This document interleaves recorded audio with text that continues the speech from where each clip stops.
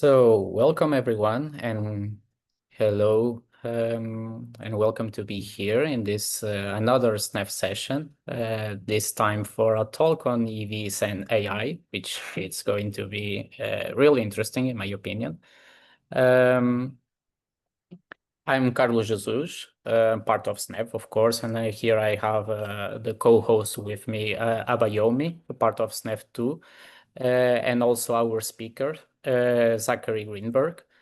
Zachary is currently a fifth-year PhD candidate under the advisement of Dr. Mayhe and serves as the chair of the 2024 EV Gordon Research Seminar alongside with Anand Sadisaran.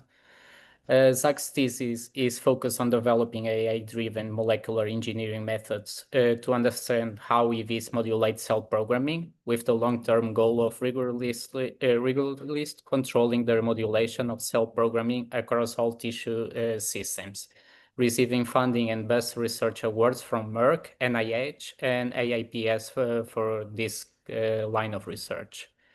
So now I can, the screen is yours, Zachary. Cool. And thank you so much for being here. Of course. We are looking forward for your presentation. Cool. Thank you so much. Can you guys see the screen here? Yes. Yeah. If we run into some Zoom problems, don't blame me too much. But anyway, so really thank you for the kind introduction here. I think if you guys have met me before since 2021 and 2022, our lab, like Dr. Mayhe and my other advisor, Dr. Kylie Graham, we've been really trying to push into a new, for more rigorous and reproducible methods to really start beginning to translate EVs as therapeutics. And the particular emphasis on today's presentation is how to really wield AI to ensure that you do get rigorous and reproducible results that actually convey extracellular vesicle biology and its impact on the targeted cells that you're interested in. So let's get started. I think as Carlos and Abayomi kind of just mentioned here, I hope I saw you guys at the previous GRS and GRC conference in 24, so I won't spend too much here, but this is me here in the center, and let me get the laser pointer on. So hopefully I'll see you guys at AEV, ICEV, and maybe a GRC later. Would love to meet you guys in person as well. But to move forward into this, I really want to talk about EVs, and we are all an EV audience, so I really can limit how much background I can talk on this. You guys are experts, which makes my life way easier. But I really want to talk about the exponential growth in EV research, why, and also in EV clinical translation, or at least attempts at it, to really give you an idea of what's happening on the clinical side of the work here. So here in panel A, we ended up publishing a paper where we looked in from 2000 to 2020, all the identified biomarkers that were used for liquid biopsy, and in the case to identify different EV subtypes, whether they're coming from cell media, they were coming from plasma, urine, feces, every single type of some sort of biofluid that can give you an idea. And you could see that this is exponential growth. Nothing to really make much of the graph, but this is a very exploding field, especially in liquid biopsy. If you look in panel B, we ended up doing another sort of paper on trying to look at all the clinical trials that are currently composed or in process using EVs as therapeutics. And ironically, well, I guess it's not ironic, but to see COVID-19 being smack dab in the center here, even though it was only for, 2 to 3 years, it's kind of not surprising. But it's also a little annoying because a lot of these diseases end up being fads in this case. So we really need to spend a lot more time to really try to understand how to bring EVs to the market. Now, you might say, well, that's all nice and good, but at the end of the day, at least in the US clinical trial space, there's no FDA approved EV therapeutic, especially in the context for immunotherapy. So why might that be? We have all this really nice promise and potential for EVs. They're very tolerable, highly bioavailable, they distribute to all tissues. So why can't we get this over the goal line? If we look at this in the context of immunotherapy here, and I do apologize for some of the busyness of the figure here, but I do want to just emphasize how difficult it is to really precisely modulate a single cell type in the tissue. Not only do you have to deliver EVs, be it intravenous, intraperitoneal, intratumoral, that instant or local delivery is going to saturate to all the neighboring or adjacent cells as soon as possible. So it's very difficult to target EVs to a particular cell type. But even if you could do that, especially in the context for immunity, so what you see here on the left are sort of general engineering strategies to trigger to initiate cancer immunotherapy, but whether it's adding a tumor antigen or adding, CpG glycoproteins, no matter what you'll do, you're going to interact with all your immune cells, and subsequently, those immune cells are going to go downstream and interact with other cells in the local tumor microenvironment. This can be contextualized if you're studying, say, Parkinson's, if you're studying, say, like AATD or COPD. So we really want to try to evaluate or really assess how can we modulate specific cell types reproducibly to then control their downstream effector functions using EVs. Now, that's a very difficult challenge. In fact, that's currently right now, that's almost impossible. So we need to have some better methods to do this. So let me show you here. So if you wanted to do some sort of immunotherapeutic with EVs, traditionally what folks would like to do is they'd like to isolate EV. So many of you likely have used ultracentrifugation, size exclusion chromatography from ISON. Maybe you do an antibody-based pull down. Maybe not so much here. Maybe you do tangential flow filtration, AF4, whatever method you like to use. You like to get EVs. Ideally, you would get EVs from an autologous dendritic cell that you've pulled off your patient. You like to culture it in solution. You like to grab their EVs. And traditionally, what you're going to try to illustrate here is you're going to have the EVs serve as an artificial dendritic cell in this case. They'll go to target a CD8 positive T cell, which is typically naive or a memory subset. And then downstream, you really just want to try to turn this T cell into for transdifferentiation into a cytotoxic T cell or cytolytic, targeting an actual cancer cell here. So what you see here on the left are cell markers that would be associated in a traditional immunotherapeutic pipeline. You may ask me about PDL1 later, CTLA4. At the end of the day, even with those stopgap immunocheckpoint inhibitors, they're still fundamentally going through panel A here. So we really want to try to make sure we get panel A to be as precise as possible to limit immunotoxicity. Now, there are some major problems with this, and it's actually been demonstrated in 3 previous clinical trials over the last 24 years. The first problem you guys might not be surprised to see in panel B is the fact that we're really coining this term low quality EV. What might that be? Well, if you don't have your MHC molecule here, which is what we're trying to show here, nothing's going to happen. You guys do ultracentrifugation. You guys do size exclusion chromatography. The distribution of protein markers on those EVs is going to be quite different day to day, week to week, batch to batch. So we really are coining this EV heterogeneity term as a potential for low quality. So if we could isolate more homogeneous EVs, that would be great. And homogeneous in this case is going to be EVs that have a MHC molecule to play with. Now, what's the second component to this? Now, I mentioned previously, you're going to, in a traditional immunotherapeutic pathway, you're going to want to present a peptide that can be onto MHC here. Now, this peptide commonly in cancer immunotherapy is going to be some 9-amino acid long peptide coming from the cancer cell. They're usually going to be proteins that have been degraded. They get presented to your actual T cell. The T cell has a really nice receptor that recognizes this peptide, just very standard, immunology in this case. But the problem with that is not every EV that comes from the dendritic cell is going to express this peptide. So now it's a numbers game. Are you going to get enough peptides presented by the MHC molecule that exists on an EV of a heterogeneous solution? So you might say the simple solution is, why don't we just engineer or apply the peptides to bind to each of these MHC molecules, which is no problem. If you go to do that, the chemistry is not that well developed. We think about EV fidelity. If you go to mix a bunch of peptides onto an EV at 4C, you got to risk stability and lysis, right? So we need better peptide engineering methods that can really still increase the homogeneity that we get while also reducing the sort of lysis and stability that we would find for a formulation for a cancer immunotherapeutic output here. So that kind of boils down to panel C. I know that was kind of a long aside, but panel C really tells the full story here. Suppose you do panel B very well, high quality EV, high quality engineering. then you deliver it locally, intratumorally, or intravenously, and then you encounter your T cell in the thymus or in the bone marrow, and you don't meet the right T cell. What that really means is that if the T cell's receptor that you're seeing here is not active against the peptide that you're interested to use in the context of cancer immunotherapy, it was never going to work in the first place. So there's a lot of components and complicated biology in conjunction with EV heterogeneity that has really limited the success of trying to translate EV immunotherapeutics into the market. It is a very difficult space. Now, how can we try to address this? Well, we can build new molecular engineering methods that handle panel B. But panel C is actually going to have to ask a new question, which is how do we design peptides that can target specific T cell receptors when presented by MHC? And how can we get that onto an EV to really bring home this whole idea of an AI-driven platform for at least EV immunoregulation?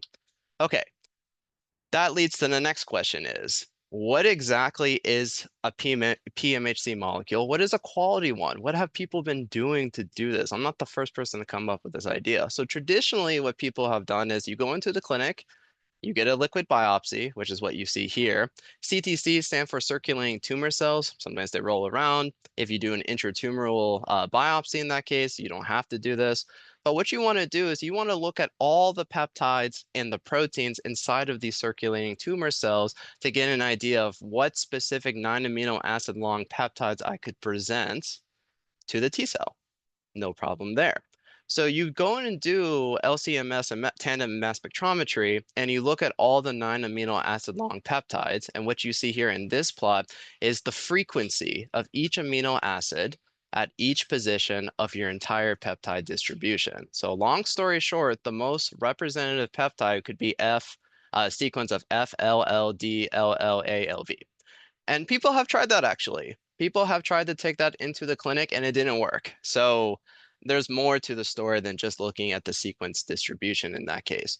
Okay, but this isn't a very expensive route, right? You have to submit an IRB or you have to recruit patients into the clinic or individuals. Then you have to sample them. Then you have to process them. So it ends up being very costly. This is a huge engineering problem. So what people have done previously in 2003 is they started developing machine learning models to start predicting if peptides could be bound to MHC, and then later on, if that actual PMHC complex could be presented to a T cell, because this is really going to reduce the amount of cost, labor, and time if we can just identify a couple new designs in this case. Okay, now suppose you do actually identify a couple different designs. So panel B tells you what you would do is if you were to get peripheral blood mononuclear cells from this very same patient you derived this from, you would actually take your discovered peptides, put it onto an antigen-presenting cell, which could be a monocyte. Here is illustrated as a dendritic cell. And then you go through the same sort of pathway as we've described before. So you could surmise that a quality PMHC molecule is a complex that would precisely activate a T cell through the T cell receptor to target a particular tumor. And that's really going to be derived from what kind of peptide you ended up discovering. Now, what exactly is that going to be? Well, I'll show you, actually. It's actually very interesting. So we've had 23 years since the conception of the immune epitope database, and they've been curating tens of thousands of peptides from patients, from cells, mice, bovine, you name it, 23 years of data. And I want to emphasize that artificial intelligence, when it's done poorly, is not the solution. Adding more data to any prediction platform is not the solution either. If you're going to build these models, which is what you see here and what should be a panel A, here on the x-axis is the correctly predicted peptide binding to an MHC molecule, illustrated as area under the curve, and you read this as a percentage or a confidence. So if you're 100% likely, you're doing great. You're predicting all the peptides properly. So the best current model here is 70%. That means there's a 30% error rate. So I come back to the original bit since we're talking about AIs, or AI and EV modeling, engineering, rigor, and reproducibility. Just because you have an advanced model does not make the actual predictions good. We really have to think about what exactly are we trying to model. Number two, just because I have much more data, that doesn't mean my models are going to be better. That's has been shown all the time.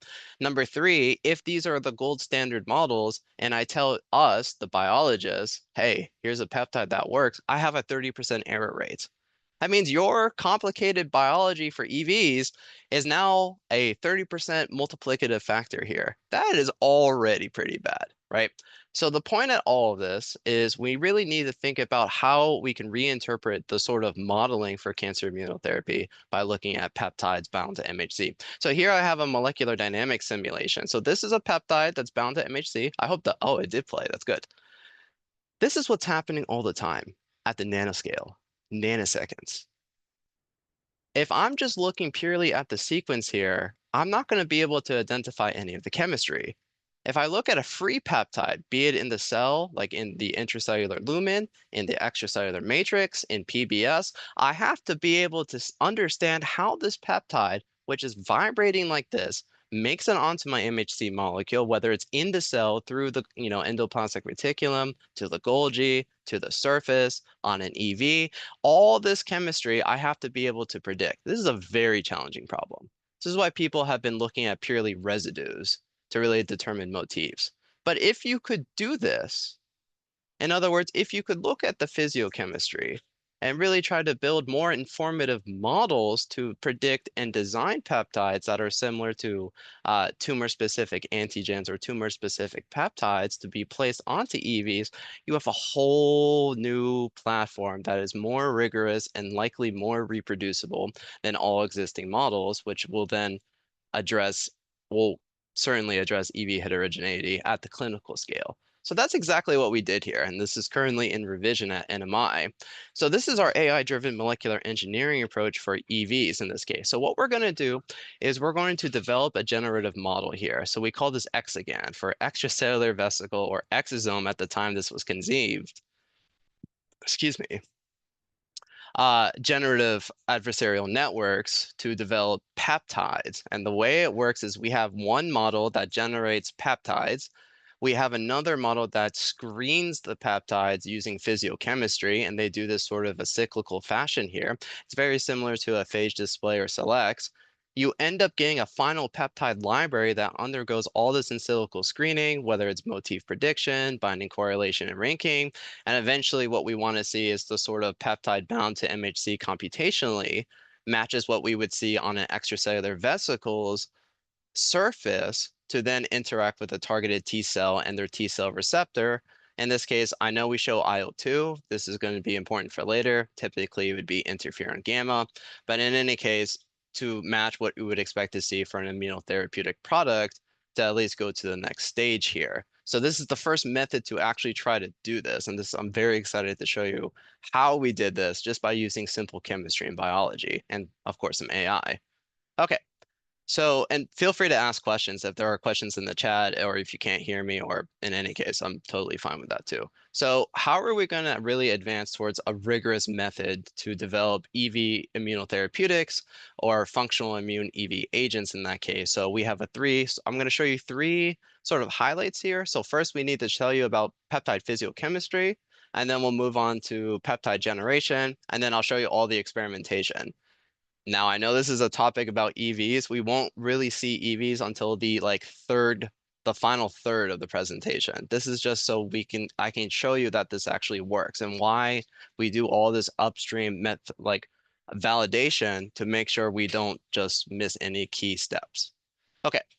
So at first I want to tell you what exactly do people do in a context to predicting peptides and what might you want to do in your own data sets here. So you obviously have to start with a pretty good sized database here. So the immune epitope database is the field data set in immunology and especially computational immunology. This is a database that has a ton of sequences with a known IC50 or KD or some sort of elution data set that comes from MHC1. So this is what we're trying to show you here. We're looking at all the peptide strings that we found with known values of binding, And then what you want to do is you want to group into two bins here. You want to take the peptides that are perceived, not sure if these experiments are actually good, but they're perceived to be strong binders, and ones that are perceived to not be strong binders. Remember, chemistry is not zero. Weak binders doesn't mean they don't bind or there's a null value. Weak binders mean you need 30,000 micromolar because it's a density game. So that's a very important distinction. You end up training a model from that standpoint, and then you're going to do this sort of prediction here. So the current models that are existing out there in the wild right now just use residue similarity, like I showed previously. So we're going to walk through an example really fast. Okay, the next thing I would probably think about doing in all this is why don't we just check the data set here, right? Let's actually do some good science and check to see if there's any bias in this data set here. Just a very nice check. So we took all the peptides from IEDB specific for MHC1, and we wanted to look at their residues. So you're seeing two stacked sequence logo plots, and I'll walk you through how to understand this. So at the top and the bottom where it signifies importance, that means at that particular residue position, these residues here were seen to be the most consistent among all peptides. So there's very little variation in the respective data set. So you could alter positions 1, 3, 5, 6, 7, 8, and 9, or 6, 7, 8. And as long as you had the second and the ninth position here, you would essentially have a very similar peptide to the data set here at the top and here at the bottom. If you look at the similarity score here, which is measured as a Gini coefficient, what this is asking is how similar are the residue distributions between the second positions of the strong and weak binding peptide data sets. Now, if I told you positions 2 and 9 are very important for MHC1 binding, you might say, well, that's a little strange. Aren't these supposed to be weak? And you might look at position 9 and say, well, that's a little strange. Aren't they supposed to be weak? So what this really boils down to is that if you were to screen or design new peptides here in panel C using something known as conserved sequence sampling, and then you take a gold standard prediction model, what you see here is a two-sided Wilcoxon test that's been corrected for false discovery to very much indicate that they're equivalent. You could generate peptides all you want from this distribution using sequences, and you will find that they are equivalent in binding. If you generated peptides from a strong binding data set or from the weak binding data set, they are equivalent.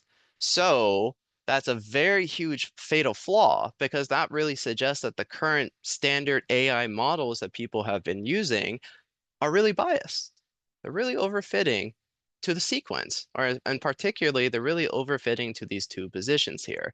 So if you get handed a peptide sequence from these models, they would be biased for leucine and arguably valine, and you might not get any results when you test in a very human system, like with peripheral blood mononuclear cells. So we saw this and we thought, okay, well, clearly we need to do something else. All right, so now we come back to molecular dynamics, and let me tell you why this might be good here. So if sequence is not going to be useful for us, or not as useful, what could we do? So I mentioned before that if you had a peptide that was bound to MHC, here you're being shown sort of an accelerated 50 nanoseconds in like 3 seconds, then we might want to look at some of the case of molecular movement.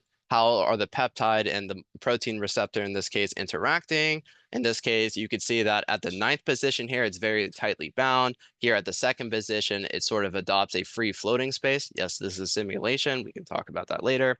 Then you want to look at to see about molecular strength in the form of KD, some activity, some shape. So we really want to try to figure out more from the chemistry perspective, how can we avoid this inherent residue bias? And so that kind of gives us some motivation to model the physiochemistry onto this. So here's 31 physiochemical parameters that I've developed for 5 years now.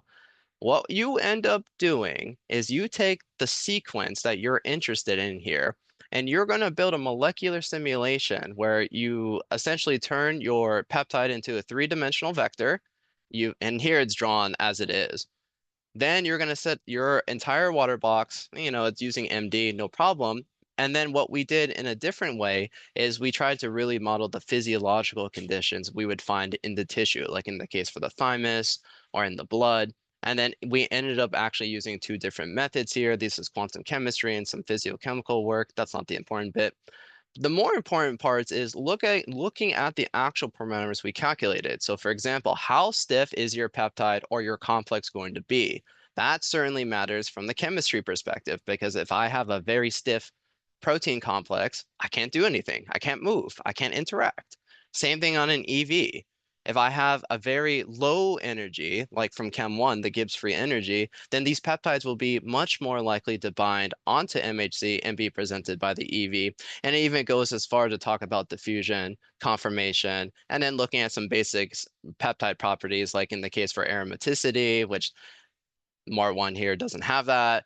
What's the secondary structure? So the point of all of this is we're building this sort of pathway to really describe physiochemistry for peptides that could be used by an AI model that's more representative to capture what's going to be presented by an EV once we go for the engineering step.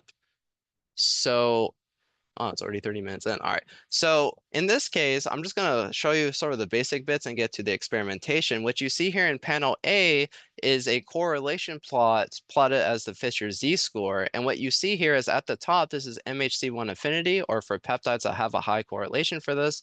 If you have a low correlation for the weak binding, you end up getting these scores here. The most important distinction for this is that actually they are statistically significant to be grouping and describing strong and weak binding peptides without the need for the sequence here. And that's what you see in panel B. So we're looking at the correlation analysis in that aspect here. Now, the next thing we wanted to do is do these actually group using an AI model. So this is unsupervised clustering. Here you see on the left, where we just use physiochemistry and the Pearson's correlation. What you see here is essentially two groups here. So you see a bunch of strong binding peptides grouped over here, and you see a bunch of weak binding peptides grouped over here, but you see this sort of interface as well. And you do see some weak binding peptides in the strong here. That actually makes a ton of sense, because the chemistry between these sequences shouldn't differ that much, but there should be some patterns in the physiochemistry that we've described that could really try to split or bend the two groups here. So this made a lot of sense for us. What you see here on the right side of the heat map is actually if you did sequence, like you look at the residues, like I showed previously, you do get a grouping, actually. You get the strong grouping here, but you get no information. There's no correlation about the residues you would use. So this is just to tell you physiochemistry is very important here. So once you can do that, then you can move on to generating new peptides. And I'll speed through this part of it to focus more on the experimentation. All right, so just to tell you, just to say we talked about deep learning today. So this is our ExoGAN deep learning model. It's a very simple convolutional neural network that looks at the peptide structure and the inherent physiochemistry that's built within it. So the generator is a 9-layer deep learning model. So each of these represents a single layer. And what we end up doing, we generate peptides using we sample the reference IEDB data set, we plug it into our generator, and then it ends up spinning out new peptides. These new peptides are then physiochemically described, and then we have a very small prediction model to screen these peptides to see if they would be strong bonding in the beginning. So what that ends up looking like here is what you see in panel B. If you look at the physiochemical similarity between the generated peptides, here shown in purple with a 95% confidence distribution versus the reference data set in IDB, you might say, wow, they do intersect. That's very nice. And then you might say, wow, I don't think the model's learning anything. And in reality, physiochemical similarity is very expansive. In other words, the data set that we've been working on for the last 5 years and for the field for the last 20 years is not representative of the entire peptide space that could be presented by an MHC molecule for an EV. So that based on that assumption here, we're actually discovering brand new peptides that have never been seen before, or at least have not been seen in human tissue and such. So we make these peptides, but now we need to screen them. And I didn't spend so much time on the screening. It's a lot of in silico work here. But eventually you come out to 4 designs here. 1, 2, 3, and 4. We have a database control from IEDB. Oh, that's a typo. That should be IEDB. This is the cancer one. So we have a database control, and then we have a melanoma control because we're interested in using a melanoma model for downstream experimentation. what you end up seeing from here is actually the point of there's no significant difference in the way that the structures are presented here. This is the in the way that these look, truthfully speaking. So that's really good because if they're different, then it's very hard to tell if these particular structures are better or worse. So we want them to be similar. If you do biolayer interferometry, that's been shown by David Baker for the last like 4 years. Here I'm just showing you the actual kinetic plots. What really can't be captured by these sort of sequence-based models is the kinetics. You have to get a peptide onto MHC. You then have to have the peptide interact with MHC and fold to a new state. So the way you read these sort of interferometry plots is you start from 0 when you initiate the peptide to MHC. As the association to the protein actually to MHC rises, you'll reach saturation. And in this case, we didn't. That's okay. And then you end up trying to dissociate the peptide from the MHC molecule in a separate step here over the course of 6,000 seconds.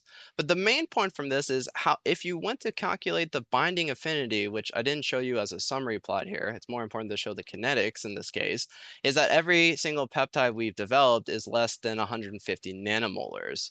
To tell you MART1's binding affinity or our positive control, positive biologic, it's 400 nanomolar. So we're already exceeding MART1 in that case. So I wanted to speed past 2 in this case because I wanted to focus on how we actually engineer these EVs, but I need to tell you upstream that these peptides do bind to MHC in that case. So we still got a bit more in vitro validation to do before we get to the EV part. So we'll spin this back around. So we do all this computational modeling. That's good. What experimental demonstrations are you going to do? For those that may not be familiar with immunology, MHC1 is just a general classification for the protein. There are quite literally 6 subtypes, and in each subtype of MHC, there are at least 100 suballeles. The point of this is that the peptides that we've been trying to use for immunotherapy can bind to multiple different MHC1 molecules. Well, that's a huge problem if we're going to try to demonstrate this in a clinical trial because we don't know which particular MHC molecule is this peptide going to bind to. So to really address this in a controlled, precise in vitro model, we ended up taking K562 cells, which are a precursor blood cell that do not, or at least very little, express MHC. We end up transducing them with a specific MHC1 molecule you'll see here as HLA-A2, so we can really try to test, do these peptides that we're interested in act and have been predicted to bind to this particular MHC molecule actually make it onto there? That's the plan. So what you see in panel B is a flow cytometry plot. There's a method that was published in 2014 that you take a fluorophore, you tag it to the N-terminus, it doesn't actually impede the peptide binding to the MHC molecule, and then that lets you do the flow cytometry in this case. So if you took the K- cells using the positive cancer control in this case, you see there's basically nothing. If you see MART1, you see the nice shift, and then you see it for the rest of the peptides here. So at the in vitro level, shown here quantitated in panel C, for peptides binding to the cell, no problem. That's great. Okay, the next thing I have to show before we get to the EV is, do these peptides have immunogenic activity? So in the very same case, if we have a K plus cell, we also need a T cell that has the right T cell receptor. If you have the wrong T cell receptor, it's not going to work, like how I've demonstrated before. In human context, this is very hard to achieve because you have many different T cell clones, many different T cell types, positive selection. But in the in vitro level, yeah, we can go ahead and demonstrate this, no problem. So J plus is a Jurkat cell that has been transduced with with the TCR specific to melanoma. This is a DMF5 allele, and the other one is DMF4. And J minus is a non-transduced cell, so that's pretty straightforward to see. Again, if you do flow cytometry for the CD69 marker, here you see in panel E, you'll see that there's huge amount of abundance in the J plus cells when these K plus cells present the peptide. And then that's more better shown in panel F, my bad. So in panel F, you can see the shifts here, or at least the subtypes of the J plus cells being activated. Not every J plus cell will be activated. That's totally cool. Part of J plus cells abundance of CD69 is to secrete other to secrete IL-2 to then trigger other T cells to activate. This is known as the bystander effect. So you'll see differences in the immune subtypes in that case. Panel G is the kind of the money part here, where do we actually secrete IL-2, which is a functional readout of this system here? And the answer is yes, yes, we do. In the case for no peptides, nothing happens. In a positive control that people use all the time, pokeweed mitogen, we get the same sort of level of activation. So the short story about the cell part here is really trying to tell you that we need all this rigorous data or evidence to before we move on to the EV bit here. Most of us would have just went right to EV, and what if it didn't work? Then what would we do? Now we start talking about EV. Finally, we can start talking about EVs. I know it's been quite a while for this presentation here. All right. So finally, if you repeat this in vitro assay with EVs and you collect the K plus cells, derived EVs, and you use your favorite isolation platform. For us, we're using Exodus, but for you guys can be any other sort of platform, whether it's size exclusion chromatography, just be consistent. So here we actually are going to do that. Panel B shows you the size distribution plot of 7 experiments that have been averaged all together. So this is the representative size distribution, particle yields 10 to the 9, no problem there. Panel C is the transmission electron microscopy image that you see before, where they are in the same size range you would expect, but we do get some of the smaller extracellular particles you might have expected from using a precursor blood cell in that case, because they really do shed. Eric Boyard has been showing that in Canada for a long time now. Panel D is now asking the next question, which is what is the zeta potential of these extracellular vesicles if we go to engineer them with the peptides that I've shown you in panel A? Now, I probably should have shown a little methods figure about how we do this engineering, but we've developed a one hot pot exchange reaction to put the peptide onto the EVMHC and then filter everything out. No problem from there. Takes about an hour. Panel D, measuring the zeta potential in this case. So here's just the K plus cell-derived EV with no peptides that are being presented. And then here are the differences in the zeta potential to show you that these peptides do make it onto there. And secondly, they do change the surface potential and how they interact with the T cell, and subsequently will interact with any other cell that you see. Now, nanoflow cytometry has been very hot lately, single EV analysis in this case. I'm showing the controls first before I show you guys the actual data. So if you took EV only, you see this in the bottom left here, the gate here is what would be the background signal for peptides that were tagged with alexafluorophore 888. And here would be an antibody that's been tagged with alexafluorous 647. Before I actually take these guys to nanoflow cytometry, we do an antibody cleanup with protein G, and we do ultrafiltration multiple times here, just to really reduce the background signal in this case. So the short story is we're looking for cytograms in this top right quadrant here. So there we go. Now we can actually walk through all the samples here. So in the case for the positive biologic control, the melanoma antigen here, 98% of the particles were found out, in this quadrant here. 95% of the particles were found to be in this quadrant, 100%, 100%, 100%, 100%, which is not surprising because this agrees with previous demonstrations by biolayer interferometry and previous demonstration of cell binding in this case. So nanoflow cytometry was a really great indication for us that we can be more confident that the peptides are being engineered onto the EVs. But secondly, when we go for a dosing experiment, we're actually going to standardize to this guy here because it's not going to be apples to apples in the molar concentration of the number of peptides that are presented by each of these particles if they're all standardized in that case. Okay, now finally, we have probably 3 more slides here. If we wanted to measure T cell activation, we're going to do the same standpoint again, where we take the K plus derived EVs, we engineer them, we have them interact with the J plus cells and read out IL-2. So panel G, you see here at the bottom, is the very same assay. Here we've added isotype control, and here we've added CD69 in the case of just J plus cells with nothing going on here to show you more demonstration to tell you that we do a good job of targeted activation. Sorry, got to jump on my words there. So if you look at EXO 1, 2, 3, 4, and the rest of these, that's cool. CD69 is being more abundant, but the real money here is panel H, where in the very same setup, we actually found one design to outperform the biologic control MART1. It is 0.03. And you can look at the variation here. So I'm not saying EXO1 outperforms MART1 totally. I'm saying in this demonstration, it did. But if I were to sample hundreds of times, I'm not really sure if it would outperform. That's okay. The main point of this entire work was to tell you we make designs that function similarly or as good as the biologic control in this case. And all 4 designs that we've used clearly do that. Now you might tell me, well, Zach, these are cancer cells. Who cares? What does it matter? Let's go to the human context here. Okay, sounds good. Let's do that. So in panel A, we actually switch up and we're advancing towards clinical testing in this case. So what would you do? Traditionally, like I told you before, you would do an autologous cell-derived therapy where you take the dendritic cells from the patient, you culture them, you expand them, you feed them with antigen, you put them back in the patient. That's a lot of money. I'm not going to do that. So instead, we'll use a monocyte in this case to serve as an intermediary for that.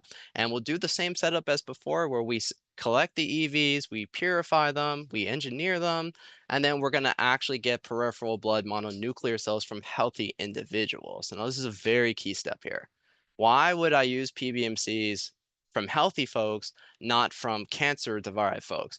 The thing is, if you have a patient with melanoma or generally with any disease, your immune system has been previously exposed to those antigens. It's almost guaranteed in this case. So that would bias the actual resulting signal we would expect to find.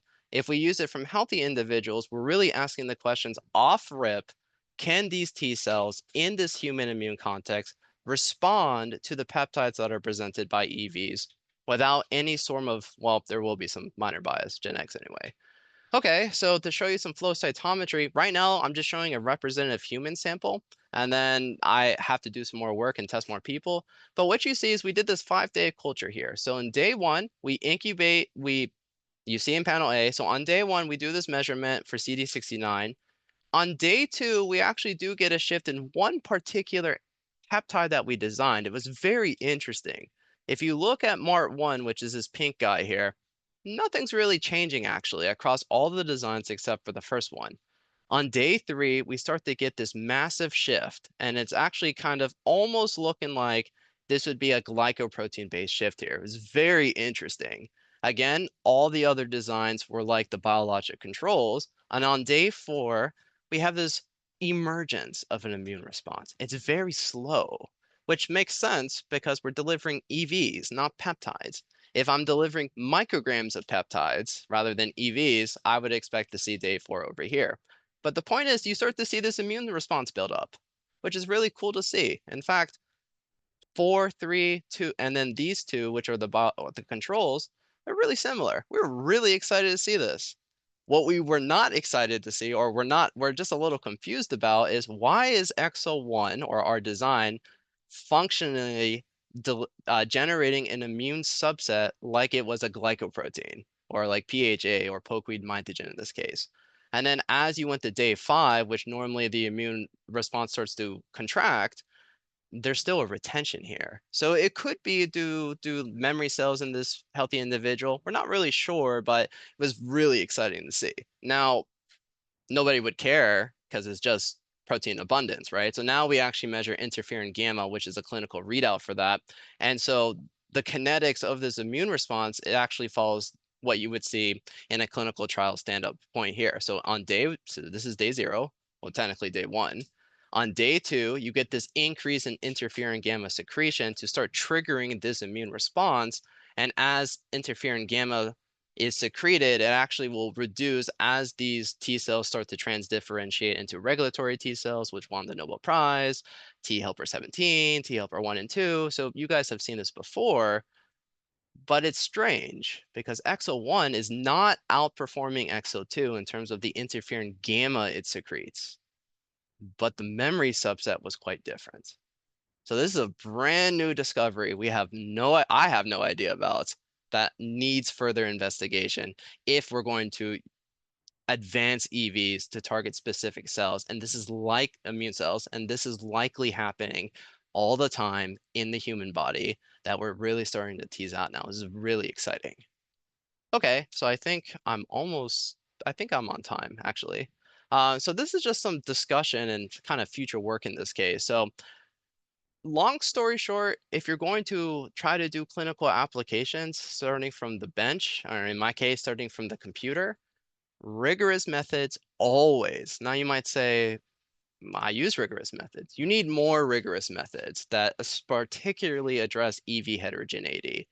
They must be employed if we're going to try to advance EVs into the clinical space, or else it's never going to work. There are phase 4 clinical trials for biomarkers. EVs as biomarkers is the simplest demonstration, and we still can't get that off the ground, or at least successful into the market.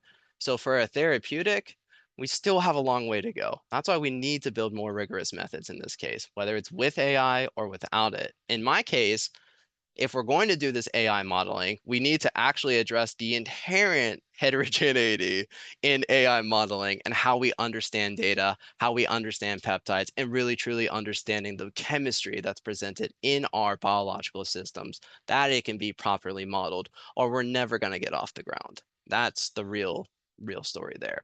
And even if you do that, you still need a good method for molecular engineering.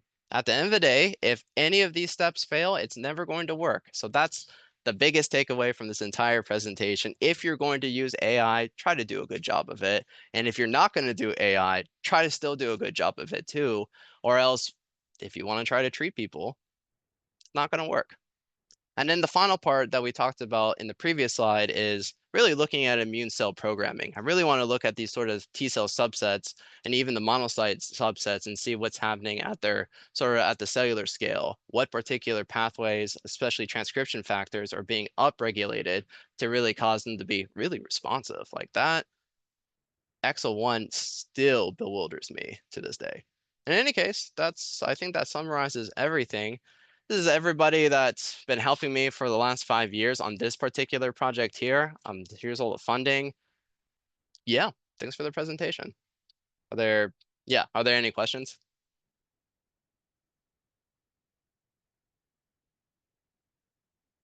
Absolutely. Thank you so much, Zach, for such lofty, insightful presentation that you sort of combined. It's almost like we are actually having our own conversation of the Nobel.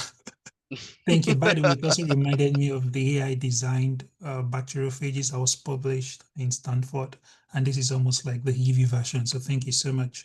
Yeah. I think we have a couple of questions. If anyone has a question on the chat, you're free to unmute yourself and ask. Before we go over the questions that are here on the chat, by the way. Okay, so while I'm waiting for that, one of the first questions that we have here is on the peptide binding. It says that if you do not know the receptor of a peptide, if you're unaware of that, how are you able to make simulations on how a peptide could interact with the surface of a membrane? And what kind of information is imperative to have the best simulation possible? That's an excellent question. And that's a really good question because I told you before, you need a data set, right? There's been huge emphasis. You guys may have seen David Baker. You guys may have seen like Demis Hassabis recently. They've won the Nobel Prize to do this sort of prediction of protein structures. Now, what all the rage is can I just take that particular protein structure and just de novo generate a particular sequence? David Baker has been publishing like not 4 papers, he publishes a lot, but there's 4 papers over the last 2 years that actually do that address that exact same question. For those that are interested, it's known as RF diffusion and then RF diffusion 2. The way that you ask that question from the simulation perspective is if I just had a glycine backbone structure, or if I'm in oligomers as well, if I just had a series of A's, C's, and T's, and I bind it to that particular section of the protein I'm interested in, you ask the question, what could this particular structure look like? You don't ask about sequence, you ask what the structure could look like. And then you might ask, okay, how am I going to do that? The data set in that case is simply just going to be AlphaFold that's been translated into predicting what potential protein-protein interactions could be. So you don't need your own data set to do this. but do recognize that if you go that way with some type of generative model that has not been trained on your particular data set or the lack of it thereas, there's a lot of inherent bias in that case. You're really unsure if the experimental demonstration for that particular design is going to work. In the RF diffusion and RF diffusion 2 papers, they actually report a 5% success rate for 1,000 proteins and peptides they designed. So that means they tested 1,000 and only what, like 50 of them worked? So it's a very difficult problem. That's why it's an excellent question. We need a lot more help and work in this space, but ultimately it boils down to you just have to try the models that are out there and hope that it works. And if it doesn't, truthfully speaking, complain. Because if you don't complain, people who design these models will never know if it actually works. They only try it on one simple experimental system. They say that it works, and that's it. So I hope that kind of answers the question as well. I think the other part of the question was the cell membrane in this case. The part of the cell membrane in that case is we didn't actually do that. The MHC molecule, it's a twofold answer to that question. The reason why we didn't do that is the computing power to do that, we're a bit early for that, to be honest with you. We're about 4 to 5 years early for that, to really fully simulate the cell membrane for the particular proteins that are on there, be it MHC, be it integrins, be it VCAM, be it CD81, be it CD44. It is too costly. It will take you years to compute the protein-protein interactions and peptide-protein interactions on the membrane. And even then, I will tell you, it's not going to be representative of the actual physiochemistry that's occurring in the solution unless you are essentially having ChatGPT's computing power. So at the research scale, currently impossible. The second part of this answer is you could actually try to simulate a piece of the membrane with 2 proteins, and that's more feasible. But at the end of the day, the models that are out there currently really don't talk to each other. So you have to do siloed modeling, and that already integrates a lot of bias, or compounds is a better word, a lot of bias into your pipeline that you're not sure if it's even going to work. That's a tough job for an experimentalist. That's an even tougher job for the regulatory agent to accept what we're doing. So what I would respond to that is find yourself a friend that you can trust who does the modeling and work with them and build a better integrated end-to-end workflow that we did. We know it works. We've tested it here. I've shown you at almost every single context it works. So I know it works. Will it work for all systems? Not sure until we test, but I know that the computation to experimentation works. So that's all. Amazing. Thank you so much. To piggyback on that particular question, I think Andrea is asking, have you tried your pipeline for de novo discovery of peptides that specifically bind to cell-specific receptors? That's kind of what I think the better asking of that question is, have we tried other proteins? The answer is no. It's taken me 5 years just to convince you guys that it can work for MHC. So, I mean, if I get another couple of years, maybe. That's the actual response to that. But to answer more technically about your question, de novo peptide design is actually what we're doing. We are obviously having a reference peptide data set, right? But if you remember from what ExoGAN was generated, it was generating peptides outside of the reference distribution. That means it's really trying to explore and generate brand new peptides it's never seen. The other component to that is actually I don't dock the peptide to the protein. I just ask, please make me peptides that are like the reference peptide data set, and then I assume that these peptides will bind onto MHC. That really reduces the amount of computing power. But then you might ask me, well, there's a lot of more error in that case because you're assuming these peptides will make it onto MHC. It's true. But that's the assumption that I make because MHC is a really well-defined system. If you ask me to do integrin, I would have to give it a try, but my confidence would be a little bit less, yeah, until we try. Right, thank you so much. By the way, I'm curious to know what is the simulation runtime for designing an AI peptide? With our model or with just generally speaking? With your model? Now that it's trained, probably 5 seconds. Oh, okay. If you want to do additional screenings, in other words, if you want a peptide, 5 seconds. If you want to do screenings and all this sort of computational downstream analysis, maybe 20 minutes. Mm. Training the model to figure out how to do this took 45 days of straight compute. Mm. I didn't show the data here, but I have a plot in the preprint where over the course of 45 days, it only trains for 160 cycles, and it's very slow in how its performance increases. So if I had access to 1,000 days, it might do better. The second part I wanted to ask that, or answer to that question just very quickly, is you didn't ask about how much compute I needed. Right. The amount of compute I needed is essentially ChatGPT level, to be honest with you. So Mm. University of Florida has a very nice cluster, and we received 50 million from NVIDIA.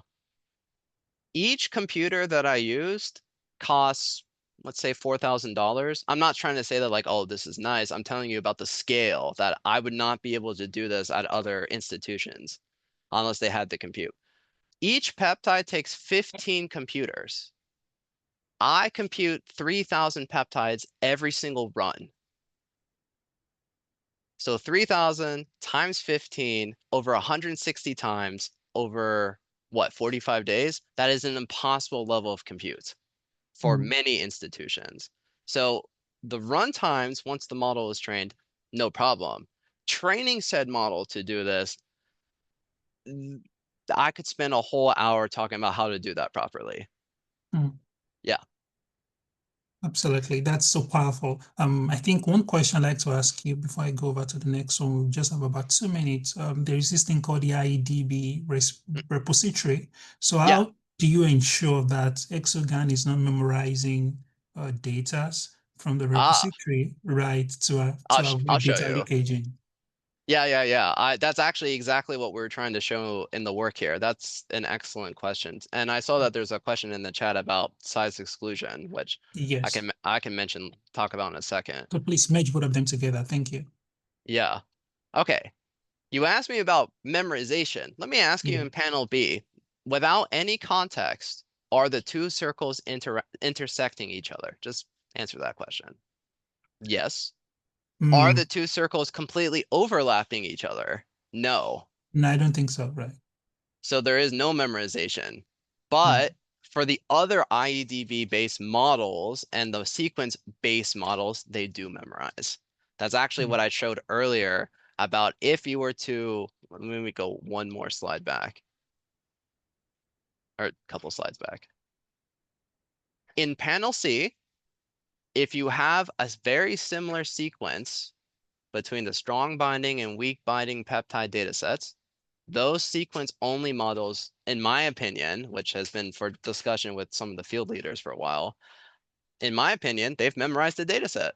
They just memorized for leucine, valine, isoleucine in positions 2 and 9. So with your question of do the models memorize? Of course they do. If they're too powerful or they're not well designed. And that's exactly what's happened over the last 22 years. There's been 14 different publications across Nature Biotech, Nature Methods, I think PNAS. I think there was one in Nature Genetics, which they show that the models that currently exist for IEDB has overfitted to the data set because when they go to test a quote predicted weak binding peptide, it actually is way stronger than any of the positives that they found. Yeah. Mm. So the models do memorize, but our model does not. At least tries not to. Right. So could you go over to the sec in just about a Oh, minute, yeah, if that's yeah, okay? yeah, for sure. So I'm not saying to not use sec or TF or AF4 or UC into sec or the combination of all. We've seen all these review papers, and our lab has published a lot on this.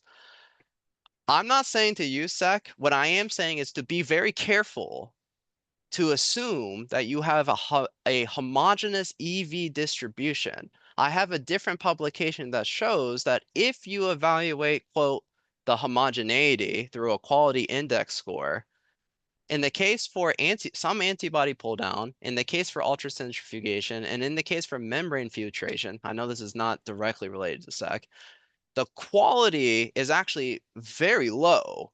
And the quality in that case was defined as the likelihood to repeat your assay's results that include NTA, TEM, zeta potential, protein concentration, RNA, everything you would measure at the bulk scale before you go doing your biology, and it's not reproducible.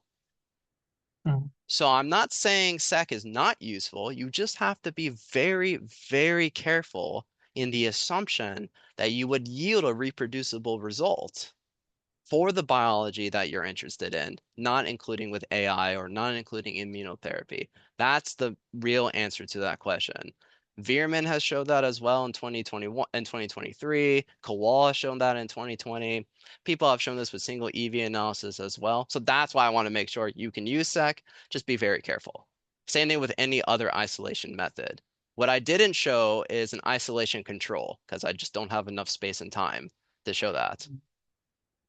Absolutely. Thank you so much. Because of the time constraints, we may not have the opportunity to accommodate other questions, but we really want to thank you so much, Zach. I will hand over to Carlos now to wrap up. Yeah, thank you guys. Yeah, thank you so much. It was a really, really great presentation. I think it was inspiring for all of us, and it's really nice to see this computing that a lot of times we are not, we don't see how this works. So thank you so much for that. And on behalf of Snap, thank you for being here and to show your data. Cool. Thank you everyone for joining. Hope to see you next time. Cool. Thank you. Yeah, Thank See you you so much, guys. Zach. See you guys. Have a good one. Bye-bye.